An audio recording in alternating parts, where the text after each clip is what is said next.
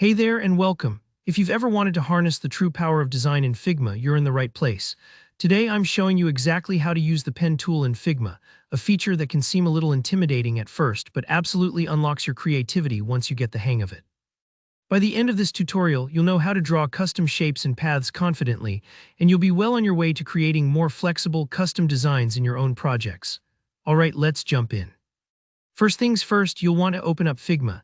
You can use the web version or the desktop app, whichever you're most comfortable with. Once you've got Figma open, either jump into an existing design file or create a new one with a fresh canvas. Don't worry too much about what's already on the page, we're just focusing on the pen tool here. Now let's find the pen tool. Look toward the bottom of your toolbar on the left-hand side of the screen. You should see an icon that looks just like an old-fashioned fountain pen. That's the pen tool. Go ahead and click it. If you prefer keyboard shortcuts, you can just press P on your keyboard and it'll activate the pen tool instantly. This is your magic wand for drawing custom shapes, lines, and curves. With the pen tool active, click anywhere on your canvas to place your first point. Every click you make creates a node or anchor point, and as you click more points, Figma will connect them with lines. If you want to close a shape, just click back on your first point. That becomes a closed path. If you want to make an open shape, just press Enter when you're done and Figma will leave the path open. Now let's talk a little about why this matters. The pen tool is all about control and precision.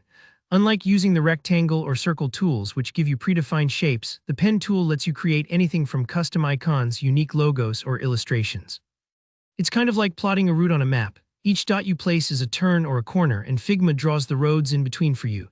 At first, I'm not going to lie, this may feel a bit awkward. You might find your lines are wobbly or that curves aren't coming out quite how you imagined. That's totally normal. It's a bit like learning to ride a bike, a little wobbly at first, but it becomes second nature with practice. If you're struggling with curves, here's a quick tip.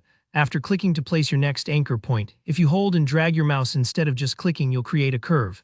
Those little direction handles that appear. They control the direction and steepness of your curve. Don't be afraid to experiment. You can always undo or adjust the points after. Don't worry if your first few shapes look a little funky. That's part of the learning process. Just take a breath and try again. Some designers even make a habit of spending 5 or 10 minutes warming up with the pen tool before they jump into a big project, just to get those creative muscles loosened up. And honestly, that's pretty much it. The pen tool in Figma is all about practice. The more you use it, the more it'll start to feel like second nature, so don't stress if it's tricky at first. Come back, play around, doodle different shapes, and you'll find yourself improving every time. Thanks so much for hanging out with me today. If you found this helpful, hit that like button, and if you have any questions or maybe some tips of your own about the pen tool, drop them in the comments below. And of course, don't forget to subscribe for more easy-to-follow tutorials. See you next time.